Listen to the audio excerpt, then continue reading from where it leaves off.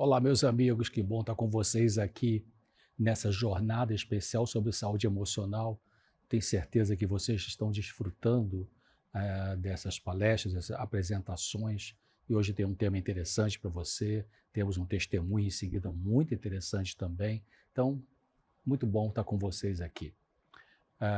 Você se abre para as pessoas? Você se sente desconfortável em ser íntimo de alguém, não no sentido sexual, mas no emocional? Tem muita gente que pratica muito sexo, mas tem medo de abrir o coração. Por que esse medo? Será que você sofreu no seu passado infantil, na juventude, e carrega ainda as consequências daqueles sofrimentos até hoje? Será que as dores, as perdas do passado influenciam a maneira como você se relaciona consigo mesmo, com os outros, com Deus e com a vida? Será que traumas, amarguras, sofrimentos vividos ao longo de sua vida em sua família de origem contribuem hoje para alguma compulsão que você sente, algum vício, algum medo ou agressividade, fobia, pânico, depressão? Uma das necessidades básicas do ser humano, qualquer ser humano, é a afetividade.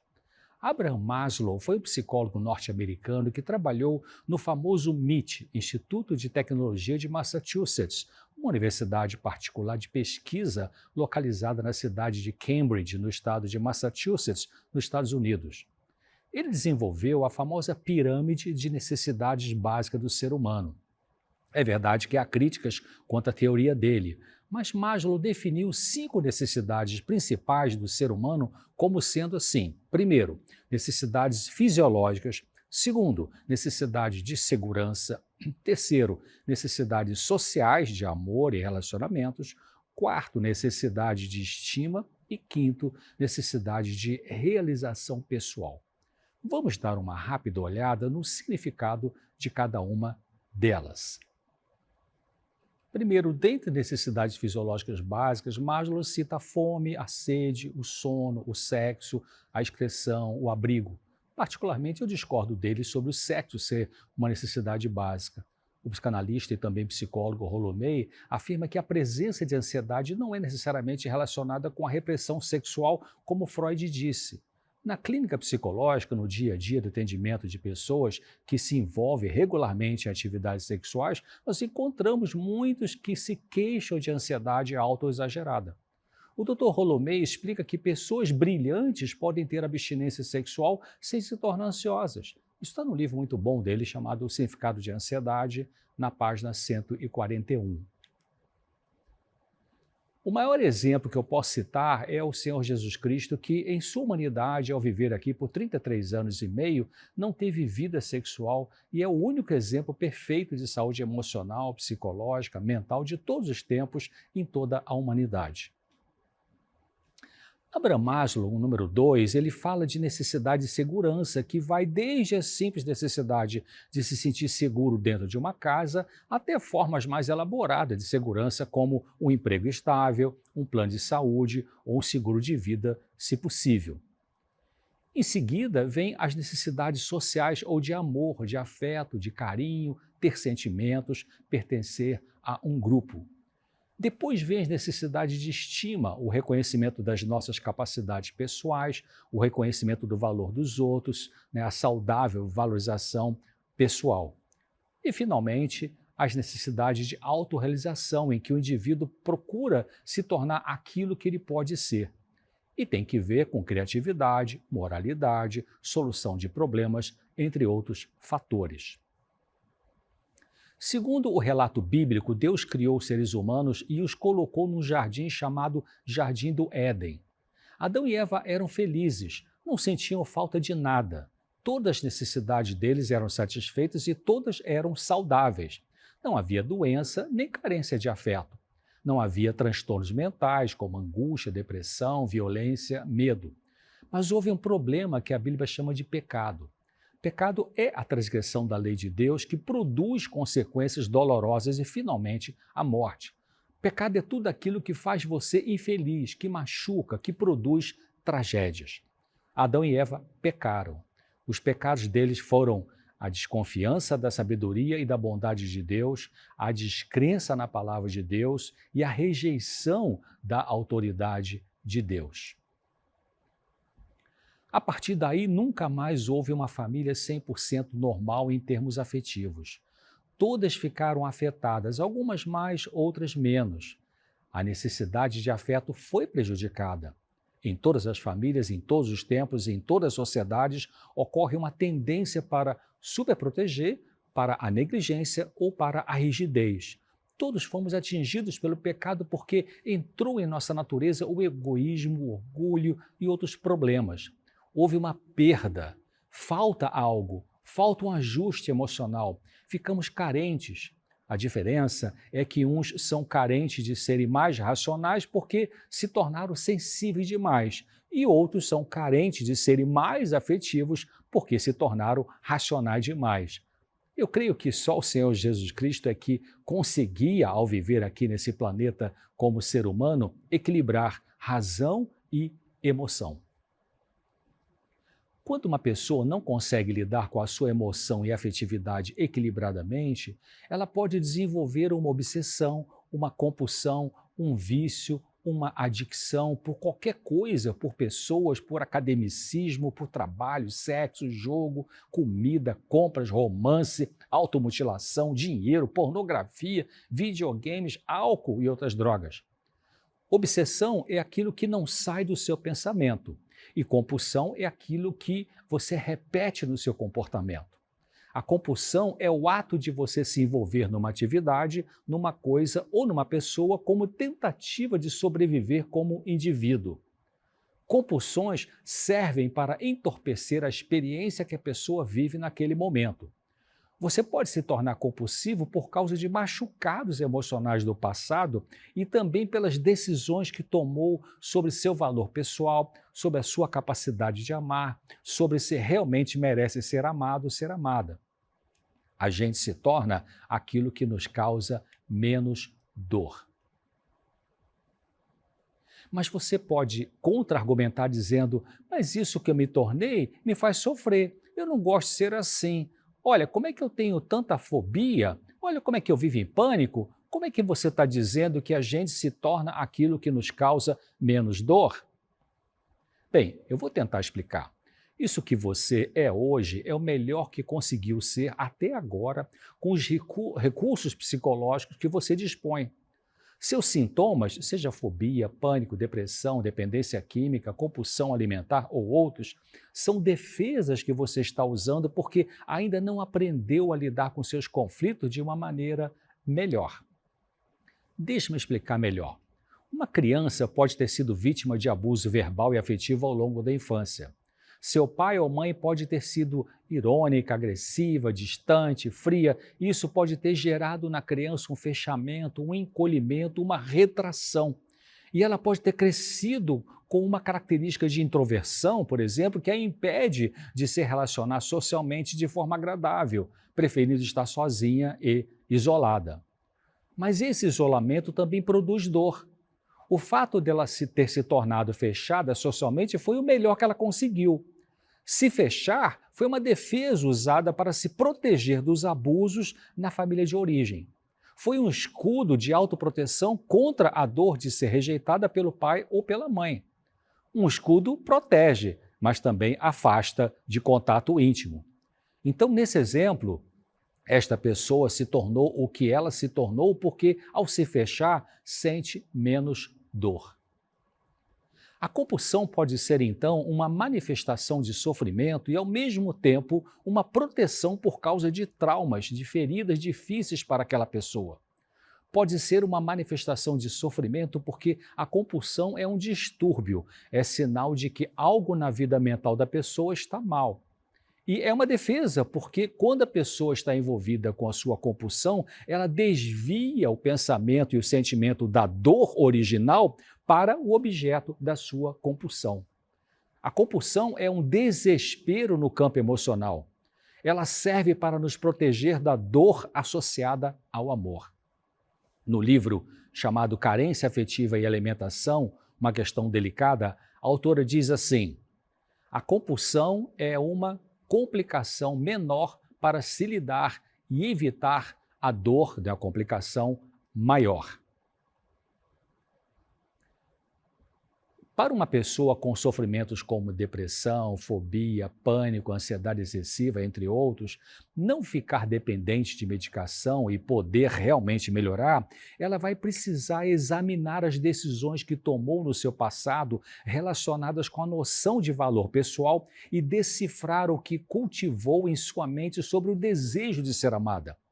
Se saiu da infância sem certeza de ter sido amada, sem ter sentido que foi amada pelos cuidadores, será que isso produziu nela um pensamento, uma crença sobre si mesma como não tendo valor?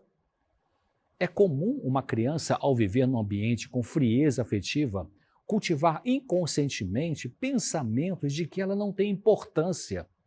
Por que as crianças podem desenvolver esse tipo de pensamento e sentimento de desvalor? Por quê? Porque, naturalmente, para elas, os pais sempre estão certos.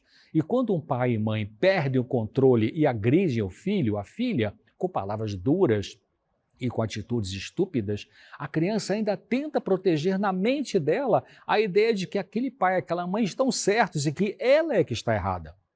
Uma criança pequena de 4, 5 aninhos de idade não consegue pensar assim: ah, papai e mamãe gritam comigo quando estão nervosos, eles perdem a paciência comigo e me dão tapas, não porque eles estão errados, mas porque eu não sou uma boa pessoa.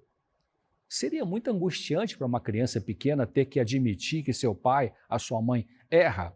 Seria muito assustador pensar que eles são imperfeitos. A criança precisa ver no pai e na mãe seus heróis. Só quando chegar na vida adulta que poderá, com dor, desidealizar seus pais e admitir que eles não eram perfeitos como achava que eram. Então, é importante para a pessoa sofrendo emocionalmente começar a examinar as decisões que tomou no seu passado e que tem que ver com a noção de valor pessoal hoje e o que cultivou na sua mente sobre o desejo de ser amada. Você tem cultivado um desejo, tem idealizado, de ser amada, ser amado? Você está presa na idealização, na fantasia de um amor perfeito, de modo que perde o que há de bom no relacionamento possível atual aí na sua família? Ainda não aceitou as perdas do passado? Tem fugido disso através de algum tipo de compulsão? Se admite que sim, então pare e nos próximos dias analise a sua vida passada. Peça a luz a Deus para iluminar a sua mente e ajudar você a entender, a trazer para o seu consciente tudo aquilo que Ele, Deus, sabe que você precisa compreender para ser liberta da sua dor emocional. Peça a Ele forças para aguentar os sentimentos dolorosos, originais, produzidos ao pensar nessas coisas. Foi Ele mesmo, Deus, que disse que, ao você conhecer a verdade o libertará. Então, olha esse conselho de uma pessoa sábia que diz assim: deveríamos estudar a experiência da vida passada, estudá-la assim como nós estudamos as provas de um artigo para encontrar os erros e anotá-los nas margens da página. Deveríamos fazer isso diariamente e anotar nossas faltas de modo que possamos evitá-las no futuro. Muito interessante esse texto, né?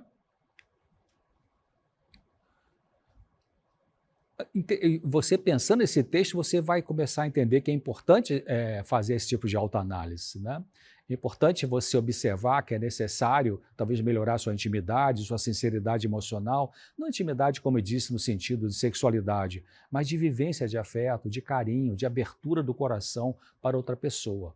Como eu comentei, muita gente faz muito sexo, mas não tem intimidade. Aquela palavra que os jovens usavam, né, ficar, né, é um exemplo de intimidade sem intimidade. Ficar é quando um rapaz e uma moça se encontram numa festa, se abraçam, se beijam, pode ter sexo, e no dia seguinte, ao passar um pelo outro, pode apenas dizer oi e nada mais. É um relacionamento descartável, sem compromisso, sem intimidade, e é só corpo, só emoção, não sobra nada. É um sintoma da sociedade sensualizada que acaba contribuindo para o aumento da violência. O cardiologista e professor da Universidade da Califórnia em São Francisco, Dr. Jim Ornish, autor de vários livros, e um deles sobre aspectos emocionais e sociais que contribuem para a doença cardíaca, ele comenta dizendo assim: sair com várias mulheres ou homens é uma maneira de se ter experiência superficial. Ajuda a erguer uma barreira à intimidade. Tem gente que, quando chega perto da outra, torna-se vulnerável e isto a assusta, e ela em seguida passa para outra pessoa. Uma pessoa assim pode, ao mesmo tempo, nunca estar sozinho e nunca ter intimidade com ninguém. Pode produzir, durante algum tempo, uma sensação boa, mas sempre deixa no fundo uma sensação maior de solidão e vazio. Você pode obter alívio da dor emocional assim, tendo uma pessoa atrás da outra. É como um calmante que você toma e depois tem que tomar outro. Ou como uma realização profissional que você obtém e logo vem um vazio e precisa de outra realização para não sentir dor. Isso está no livro Amor e Sobrevivência, desse doutor cardiologista. Muito bom esse livro. Então, melhorar a intimidade afetiva é abrir mão da compulsão.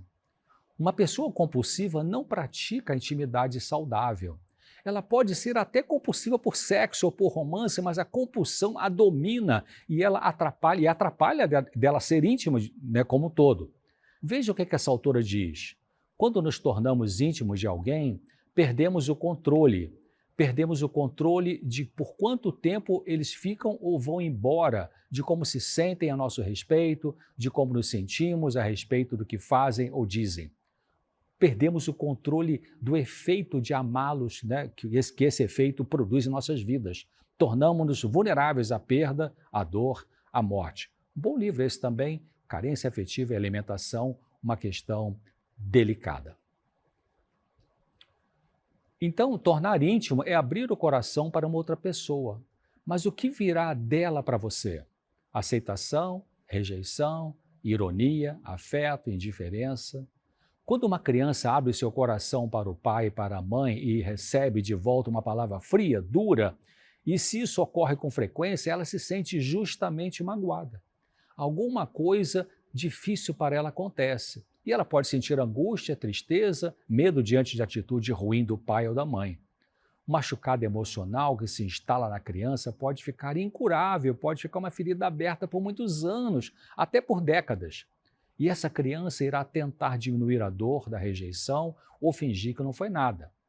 Ela vai se moldando em sua personalidade para se proteger da dor. E como eu expliquei, o tipo de pessoa que ela e que todos nós nos tornamos é o que nos causa menos dor. Em outras palavras, a gente se torna aquilo que nos causa menos dor.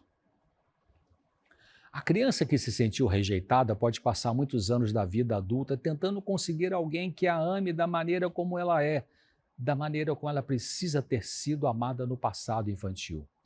Cobranças que marido e mulher fazem no casamento de um para o outro, em parte tem a ver com isso, com a criança interior de cada um que permanece sedenta de um afeto idealizado, perdido no passado. Quanto mais a perda do passado foi dolorosa para você, mais é provável que você vai ter medo de se abrir, de ter intimidade com alguém, porque você não sabe o que vai acontecer. Você irá receber um corte como recebia costumeiramente lá na infância, ou vai ser aceita e amada? Então, pessoas adultas podem ter o medo de abrir o coração para o outro indivíduo porque provavelmente as primeiras experiências íntimas que elas tiveram na vida podem ter sido assustadoras e não porque não possuem capacidade para amar. Não critique a si mesmo, não se deprecie achando que você não é capaz de amar. A capacidade existe, Deus te dá isso, mas o medo de doer de novo também pode existir em você. E então, olha, isso que eu estou falando para vocês, nós temos oferecendo para você um curso dessa jornada. Veja aí na tela como você pode conseguir esse curso, muito importante, muito interessante, muito prático para você. O Dr. Jim Ornish, ele diz assim, o segredo da sobrevivência é o amor. Quando nos sentimos amados e amamos, nosso sofrimento diminui. Nossas feridas mais profundas começam a cicatrizar, nosso coração começa a se sentir suficientemente mais seguro para ser vulnerável e se abrir um pouco mais. Daí você não vai precisar canalizar a humanidade e a afetividade para querer ser máquina nas relações de trabalho. Está nesse livro que eu comentei, Amor e Sobrevivência, muito importante esse livro. O Dr. Ornish, ele vai explicando nesse seu livro que a intimidade é libertadora e curativa, mas somente quando nos sentimos seguros. Abrir o coração é outro modo de dizer que estamos dispostos a baixar nossas defesas emocionais e permitir a nós mesmos uma vulnerabilidade emocional. Mas só conseguimos ser íntimos na medida em que podemos ser vulneráveis. E podemos ser vulneráveis e abrir nossos corações apenas na medida em que nos sentimos seguros, porque se nos fazemos vulneráveis, podemos ser magoados. O que se pode fazer, então, para lidar com dores emocionais que se manifestam por compulsões e outras dificuldades comportamentais? Vamos pensar. Primeiro, procure examinar por que você tem tanto medo. Segundo, pense em que tipo de sentimento você pode ter experimentado lá atrás no seu passado, quando sofria na sua família de origem. Que sentimentos você tinha quando criança e que, quando eles surgiam, você tinha que bloqueá-los por ser impedido de falar ou de se expressar? Que emoções você experimentava quando se sentia não aceito pela criança que você era? Será que foi tristeza? Foi raiva, medo, culpa, vergonha, dor? Pense nisso, tente lembrar. O terceiro passo, se você tem alguém com quem falar dessas coisas, com quem pode se abrir de maneira confiável e ética, talvez no atendimento com um profissional, isso poderá lhe ajudar, porque ao você expressar seus sentimentos, seus pensamentos, essa pessoa que vai te escutar, sendo boa conselheira, vai te valorizar, vai valorizar o que você diz, não vai te rejeitar, vai aceitar, não vai punir você por falar dessas coisas, ou seja, ela fará ao contrário do que talvez pode ter acontecido na sua infância, quando você não foi ouvido, não foi aceito, foi punido e rejeitado. Desta maneira, a cura da ferida pode ir ocorrendo. O quarto passo, pense também que você precisa abrir mão do desejo e das atitudes de controle dos outros, querendo com isso que eles façam o que você quer. Tentar manter o controle sobre os outros é o mesmo que insistir na ideia de que a cura da sua dor está relacionada com o outro ter que ser para você o que seus pais não foram. O quinto passo é passe agora a tomar conta da sua vida, da sua pessoa. Pense e aceite que seu bem-estar não está nas mãos de outras pessoas. Você é responsável pelo seu próprio bem-estar. Se você mantiver a ideia e a postura de que, para se sentir bem consigo, as outras pessoas precisam estar com você de um jeito que você quer, isso significa colocar nas mãos dessas pessoas a sua felicidade. Se você faz isso, percebe que é uma armadilha que você constrói para si. Um sexto passo, quando você vai percebendo tudo isso, quando pensa nessas coisas e vai entendendo que o que faltou de afeto, de carinho, de aceitação, de colo, né, no relacionamento com seus pais no passado, não pode ser recuperado no presente, você pode aceitar essa realidade, aceitar a perda, a falta e os vazios do passado. E isso liberta. Mais importante do que seus pais fizeram com você é o que você faz com o que eles fizeram. Eu vou repetir. Mais importante do que seus pais fizeram com você é o que você faz com o que eles fizeram. Quando paramos de viver reagindo ao que nos faltou no passado, podemos começar a viver a vida que Deus quer que vivamos no presente. Podemos viver reagindo de maneiras muito variadas, querendo tomar conta dos outros, viver seguidamente com pessoas complicadas que nos machucam, nos chamados relacionamentos tóxicos, né? Isso pode acontecer. A escritura Jean explica dizendo assim: a paz e o contentamento são sentimentos que necessitam ser praticados para serem aprendidos. Não são consequência do sucesso, do amor ou da magreza. São, entre outras coisas, consequência de se parar no presente e olhar à volta. Então, pare e olhe, pense, mas não fique mais fantasiando um amor ideal. E Jean complementa dizendo assim: precisamos atravessar o passado para viver o presente. Através, não além de, através, não acima, através, não fora de. Falando, sentindo, chorando, tendo raiva, rindo, sendo destemidamente honesto sobre o passado. Dessa forma, o presente se torna ele mesmo e nada mais. Então, repetindo para vocês, toda essa jornada, nós temos um curso muito interessante para você fazer. Para fazer esse curso e receber e ter acesso a ele, ó, dá uma olhadinha aí na tela, a informação e peça o curso. Então, saúde mental tem que ver com experimentar e expressar sentimentos de forma adequada, equilibrada, oportuna, necessária. Quando ocorrem problemas nesse sentido, especialmente na infância, podem surgir desequilíbrios na personalidade. A doutora Lee Wayland, que foi professora de psiquiatria na Faculdade de Medicina da Universidade de Harvard, ela escreveu dizendo assim: muitos, talvez a maioria, dos problemas da vida das pessoas poderiam ser resolvidos ou aceitos maduramente se não houvesse bloqueios à expressão normal, madura dos sentimentos repelidos. Cuide melhor de si mesmo, perdoe seus pais ou as pessoas do passado que machucaram você. Aceite que agora, além do Pai Celestial, Deus Criador, você é a primeira pessoa responsável a se tornar o seu bom pai, a sua boa mãe. Cuide bem de você, Deus está interessado em te ajudar nisso no dia a dia da sua vida. Então, pessoal, olha, muito obrigado pela atenção de vocês. Eu relembro a vocês esse curso que estamos oferecendo nessa jornada específico sobre essa jornada de saúde emocional. Veja na tela aí como é que você pode participar desse curso, tá? Vai ser muito bom, não perca.